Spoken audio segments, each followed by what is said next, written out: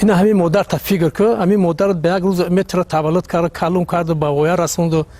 دم به مثال اگه زن و فرزندت خطیت هستند دیگه پروای مادر نمیکنی. این مادر در اینجا چشم چور هر روز در فکر در فراق تو اخی اگر همین اگر همین شیر انسانی و یک بده اگر وجدان انسانی داشته باشی فکر اقلا همین مادر تنی نمیکنی.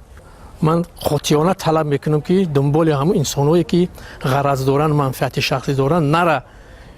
بخیز اگر امکانات داشته باشی خیلی به وطن برگرد. ما در همینجا تنج از طرف یگان مقصد حکومت دارو که از طرف جماعت یا که از طرف یگان مقصد مقامات ما یگان تحقیر و فشار و یگان سخنی پست و بلند تا امروز نشنیدیم. سپارش میدیم که بخیر بیا که دیگه مقصد که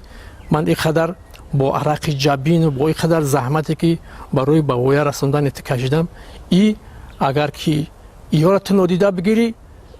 خودت خطوری همو یک آدمی مقصد که خواهین یک آدمی که آبادی تاجیکستان و پیشروی تاجیکستان نمیخواهی اما خیلی من در نسبتی تو وای میکنم.